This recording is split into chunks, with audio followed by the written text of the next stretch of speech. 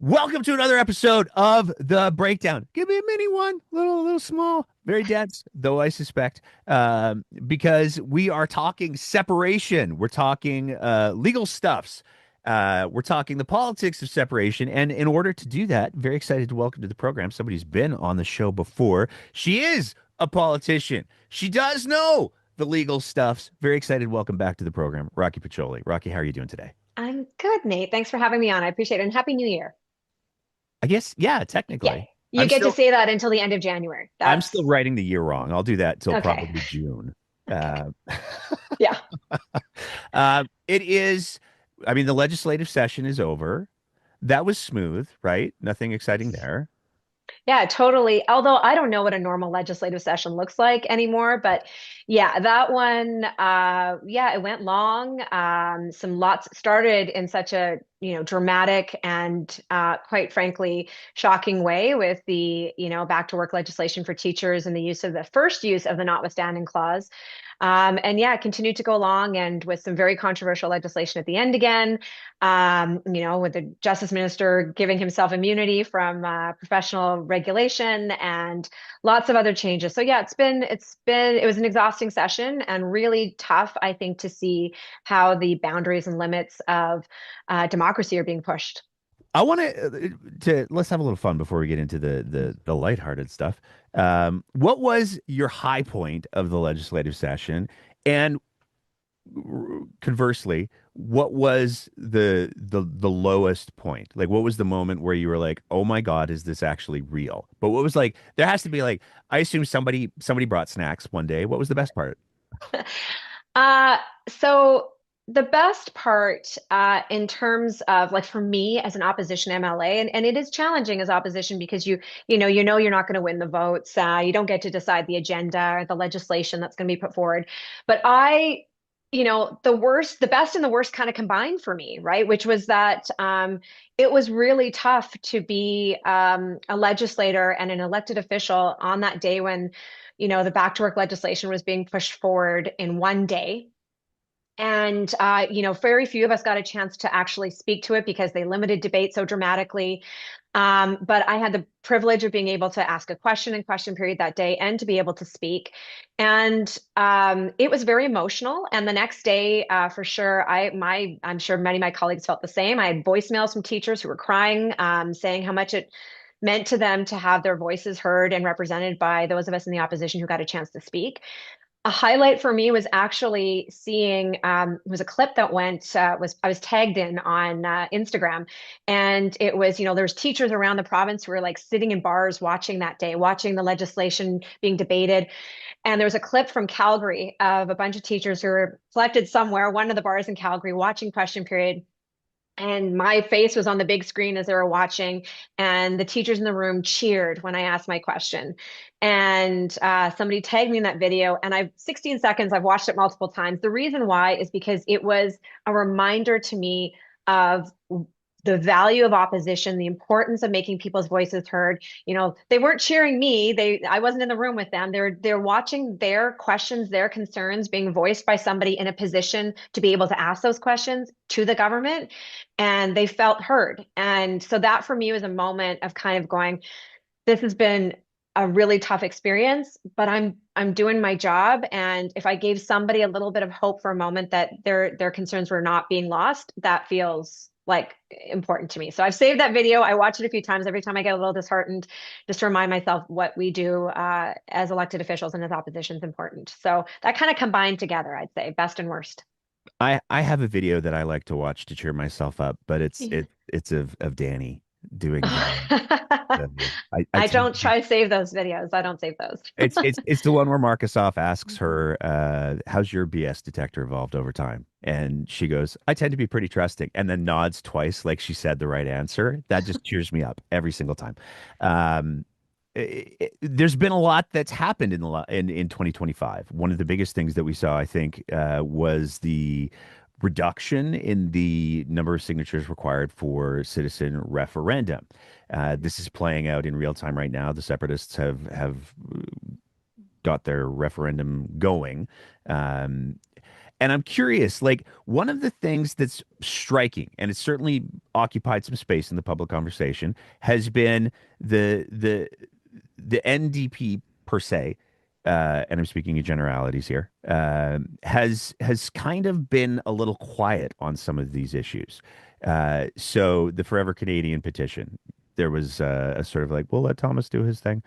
And now that the separatists are running amok all over the province, filming their lineups of 40 people and saying it's 400, there's that same sentiment is sort of thing. So, like, what's your reaction politically and even viscerally to the fact that there is a separatist petition that is being circulated and collecting signatures in the province of Alberta? Yeah, so let me be clear that I feel as if, as official opposition myself, as MLA, our leader Nahid Nenshi, we've been very vocal about the concerns about separatism. Of course, the impact of even the conversation around separatism, that the impact that that has on our economy, on the certainty and stability that our economy needs, especially in very uncertain times. So we've been very outspoken on that. I will say, when it comes to the Forever Canada petition, I mean, hats off to those 10,000 grassroots volunteers who did an incredible job collecting, almost 500,000 signatures in just 90 days to, reflecting what we all know Albertans feel, which is that we are proud Albertans and we are proud Canadians. Our view on that was very much that we knew that this isn't a partisan issue in the sense of we didn't want that to be an excuse for people to hesitate from signing on to a petition because they thought that they were endorsing one political party over another. We saw Thomas was doing a fantastic job organizing those grassroots volunteers. Of course, let me be very clear. We do not support separatism. We absolutely, 100%, no doubts about it, believe not only do Albertans not want to have this conversation, and they've been consistent in saying that they do not support separatism, but it is not going to serve our province well. We are proud Canadians, and I know that the economic future of our province depends on us being part of this country. We also feel those personal connections to people and friends and family across this country. My parents immigrated to Canada. They are lucky enough to have ended up in Alberta, but they chose Canada as their country to live in. So we have been very vocal about our opposition to separatism. But we also wanted to make sure that this opposition came from Albertans. It didn't come from a partisan political party. And that's what we're seeing. We're now in the position, and the UCP has really painted themselves into a really big corner here because what they did not anticipate, because they were only listening to that small segment of their base or their far right of their party who want to separate, they completely ignored that this was contrary to the wishes of most Albertans. So they were not anticipating what happened with the Forever Canada petition. And now they put themselves into a really tough situation because they blew past the amount of signatures that they need to get for that petition. And when we head back into the legislature at the end of February, we will be, the legislature is required by the legislation to establish a committee to consider that Forever Canada petition and to make a determination as to whether or not a recommendation will be to have a vote in the legislature on the topic of the petition or to go to a referendum. Now, clearly, the premier has made a promise to the separatist base of her party that they will get their separatism referendum on their question, which is why we saw her bend the rules, lower the number of signatures needed, actually, removing the requirements in the legislation and overruling essentially a court decision around the constitutionality of their question. And she's let them go ahead because she's clearly made a promise to them that they're going to get a referendum on their question of leaving Canada. And so she's going to have to deal with the Forever Canada petition first, though. And, whether or not she wants to have a vote in the legislature and see where her MLAs and her caucus votes, can she whip their votes to get them to all vote in favor of what exactly? I don't even know at this point what the premier is going to whip them to do. Would it be to vote in favor of staying in Canada forever or in favor of saying, no, we are open to not staying in Canada forever? This is going to be the situation that she's painted herself in. Meanwhile, the petition that's being circulating right now, I think even with the lowered threshold of signatures, they have their work cut out for them. They're collecting signatures from, the the base of the support for for separatism is spread throughout rural Alberta, primarily. Collecting signatures, Forever Canada was able to do it. They were at every major event and small event in Calgary and Edmonton. Lots of people gathered. That's not going to be the same in rural Alberta. Certainly not going to be easy in the cold winter months when lots of people are doing other things.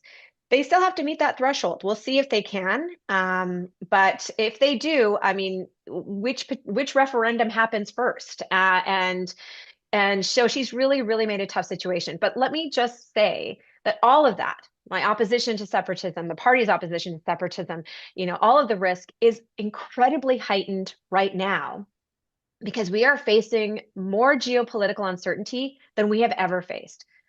The idea that separatism in Alberta has become now a conversation that we have to have at the political level is frustrating to begin with because not enough Albertans actually really cared about this or wanted to go forward with this or support it.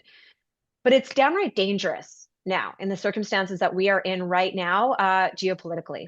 We have Donald Trump, who is, since he's been, elected president the second time around, has made overtures about annexing Canada, that we're the 51st state. Those threats were always out there. But just this year, we began 2026 with the United States essentially invading Venezuela and overthrowing their government because Venezuela has oil. Well, and then we've seen the overtures that they're making around Greenland right now. This is the topic of conversation that the United States has shown that it is volatile, it's uncertain, and it has these interests that directly affect Canada and directly affect Alberta. We know that the supporters of separatism have been making overtures and having conversations and going to the US and talking to politicians there and basically expressing their interest in becoming part of the United States. This is incredibly dangerous. It's not just a distraction. It's not just Danielle Smith playing political games to appease her base anymore. This is actually becoming incredibly risky and dangerous for Alberta and for Canada because we have a US president that is interested in our oil and that has expansionist tendencies and doesn't seem to pay attention to the rule of law or international law.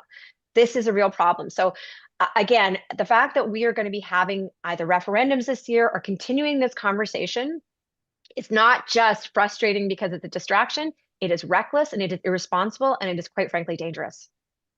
I love that you talked about the potential vote in the legislature because there are demonstrably separatists inside of the UCP caucus, and Yes. so having those people either have to not show up or vote in a way that would be against their conscience would be quite the exercise. I imagine. I have to ask the follow-up question: Are you aware of any separatists in the NDP caucus? No, there are no separatists. And I can actually say that very confidently. There are no separatists in the Alberta NDP caucus. Absolutely not. You opened up the Trump door, so I'm going to walk through Yeah. it the little time that I'm going to try to squeeze out of you.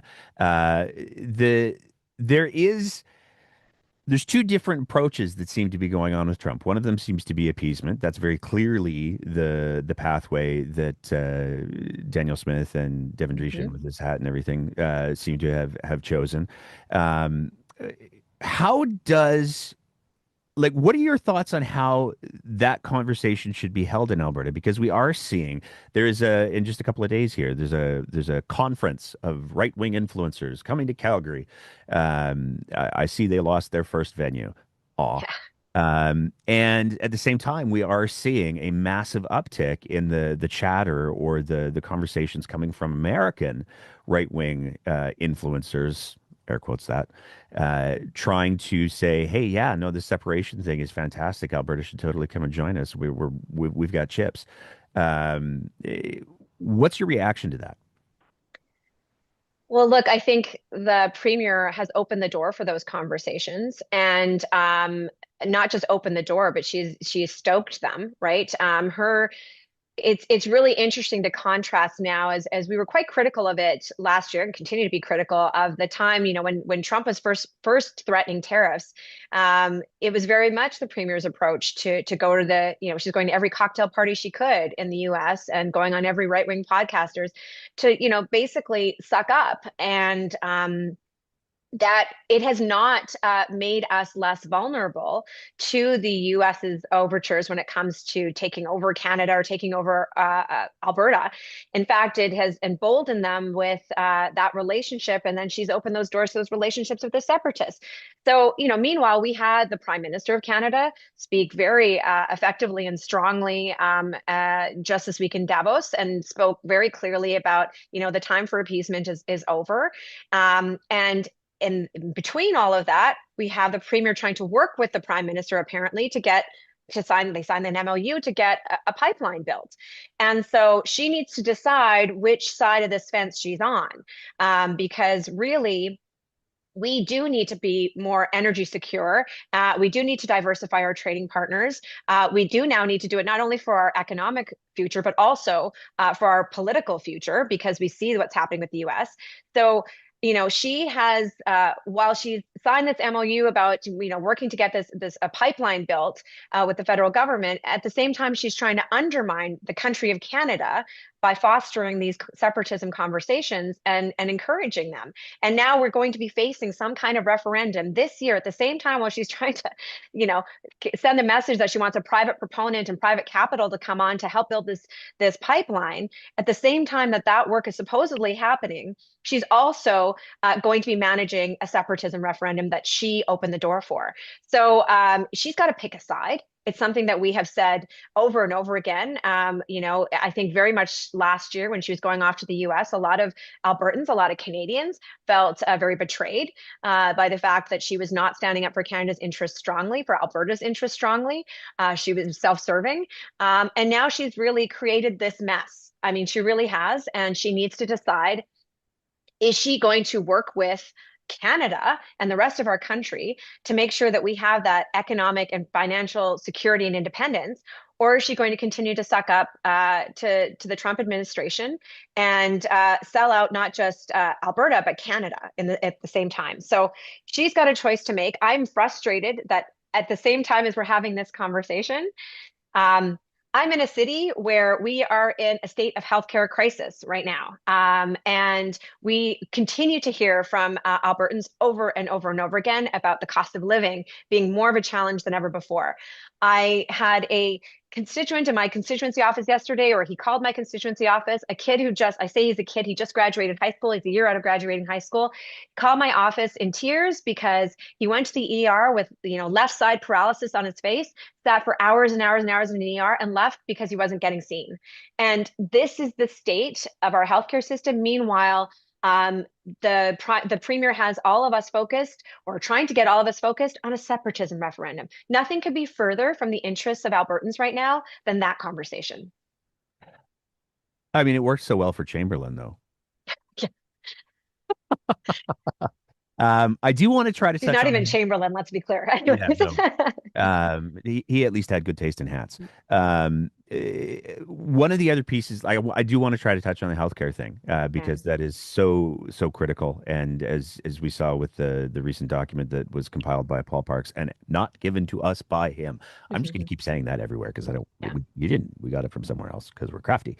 But you brought up the pipeline piece, and that segues into a conversation that I think overlaps between the pipeline piece as well as also the separatism piece, which is the First Nations element in Mm. all of this. Because there was a judge that did rule unequivocally, like this is done to me. I don't understand why we're still talking about this in any capacity. Any separation has to happen with the consent of First Nations people. And the pipelines require the consent of First Nations people if we're going to continue in the spirit of truth and reconciliation. Um, the legal aspect to me, like I don't understand. I'm told that there's a lawyer who wears a very big hat who says, "Oh no, it's fine. We don't need First Nations consent." And the other variation of that argument is, "We'll convince them to trust the white people this time. Best of luck with that." Um, but what is your read of the legal landscape? Because it seems to me, if you have a judge who has said it requires First Nations consent, and literally every treaty nation is like, y'all can go pound sand, um, that to me says this is very dumb. Help me out. well, if we're talking about separatism, I will agree with that assessment that it is not very smart. Let's put it that way. But I think that goes to the heart of the issue here, because realistically speaking, there First Nations in Alberta have are all covered by treaties, and treaties are between the nations and the Crown, the Government of Canada. And so those supersede, those are fundamental agreements that, yes, like it cannot just be altered because even in a referendum, if a majority of Albertans say we want to separate, that does not in any way override those treaty rights. The point, though, is that all of this consideration about separatism, all of this talk about it is unrealistic. It is ridiculous. It's not grounded in fact. It's not grounded in reality, and it's not grounded in law.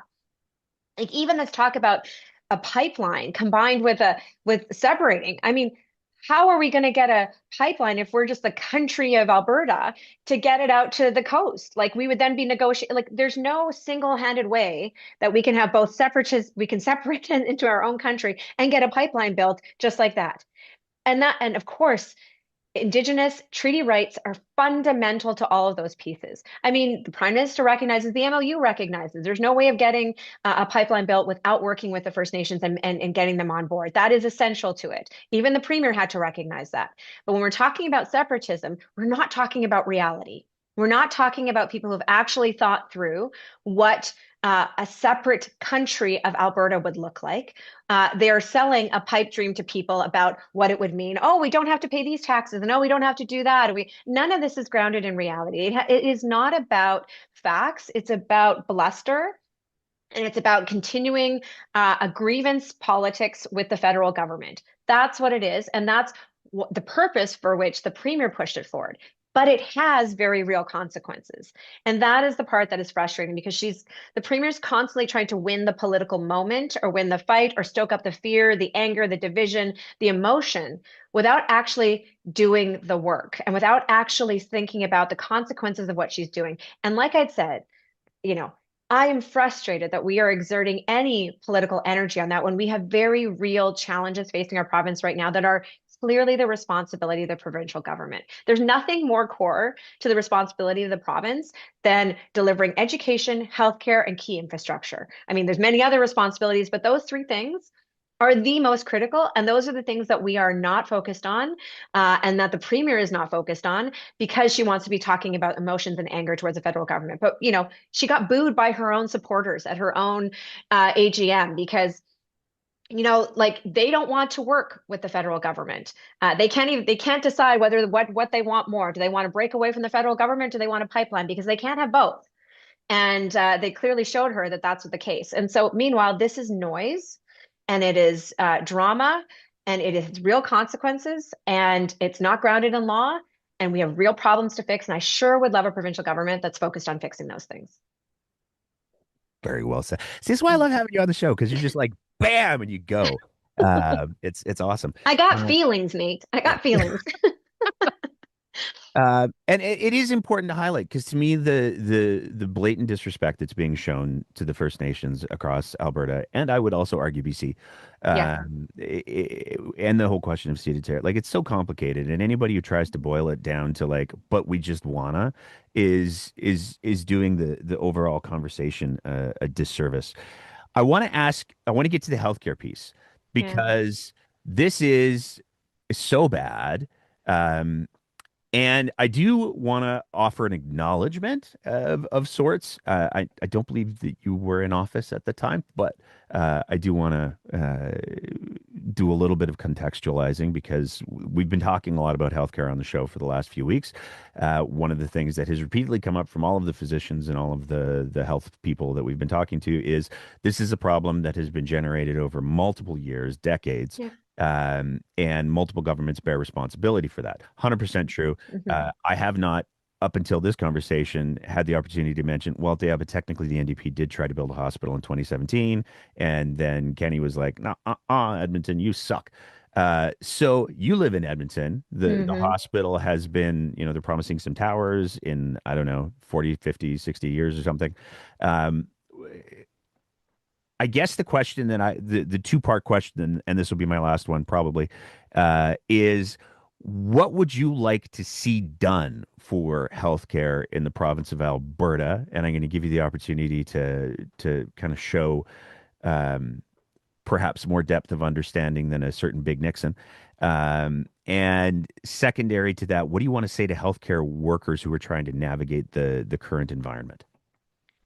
Yeah, there's so much to say on healthcare right now. As you said, I'm in Edmonton. I'm an Edmonton MLA. It is, but of course, let's just be clear: the challenges in healthcare, particular even with ERs, is not just in Edmonton, but of course, it's captured the attention of Albertans over the last 5 or 6 weeks, especially with the death of the Edmonton man, the Edmonton father, who passed away, waiting for support, waiting for care in an ER. And as we know, that's only one case, and there's alleged to be many more.